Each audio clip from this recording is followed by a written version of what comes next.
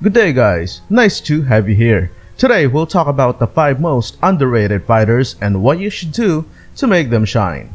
Of course, I didn't just select any fighter hero. As usual, we used statistics and official data.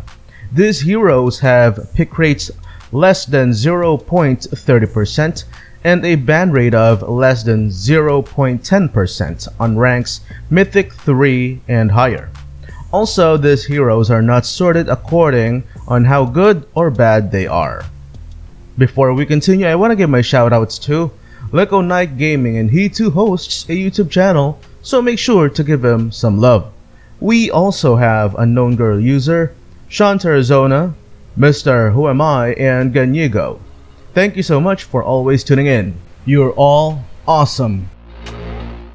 Kaeya may not be the most powerful hero against burst mages, but he certainly is an amazing pick against heroes that heavily rely on their physical damage.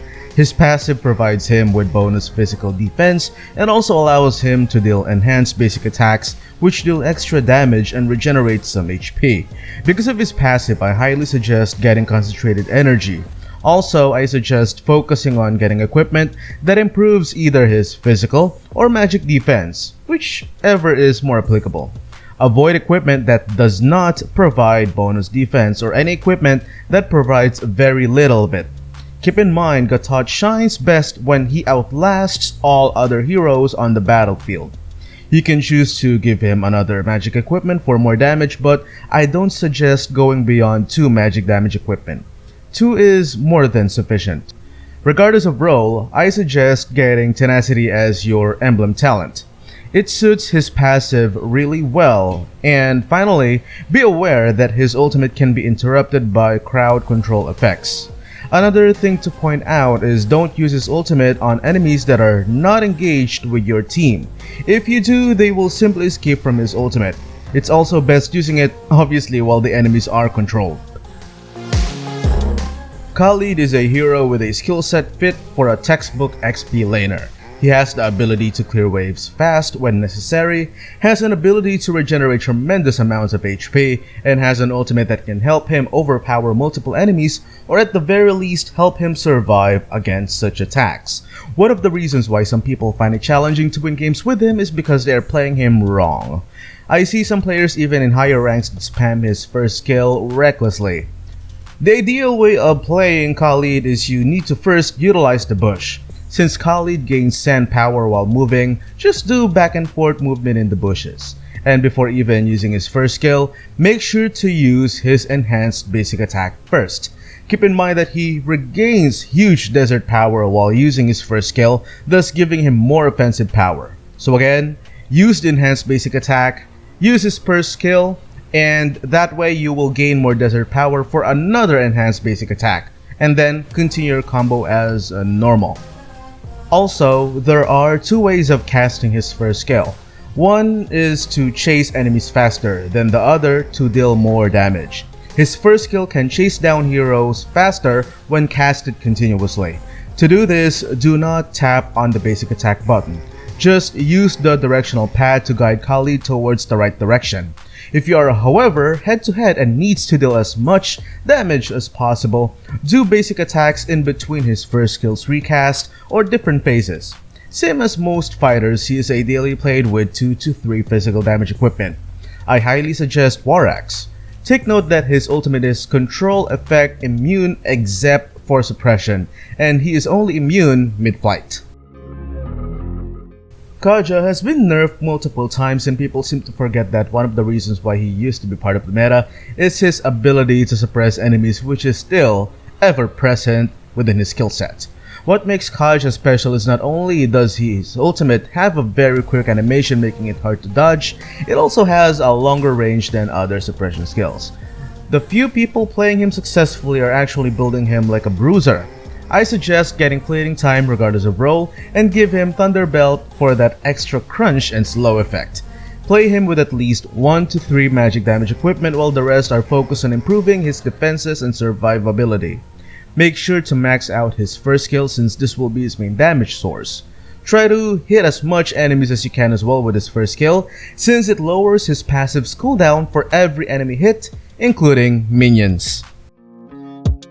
Freya is probably the most dynamic hero in this video. She can be an effective side laner and can be played as a jungler as well. She has tremendous combo damage output because of her second skill, which I suggest prioritizing next to her ultimate. Same as any textbook fighter, she is best played with a combination of defense and damage equipment. Depending on her role, 2 to 3 physical damage equipment should be enough. Because of her fast attack speed gained from her skills, instead, I suggest focusing on damage output rather than attack speed, unlike some other players. Slap on Endless Battle, then 1 or 2 more physical damage equipment of your choice, and you'll be on your way to destroy a lot of enemies. To maximize her potential, don't blindly cast all of her skills. The reason why I put Endless Battle as a recommended equipment is because of how she is played. Make sure to do alternate combos between basic attacks and skill casts.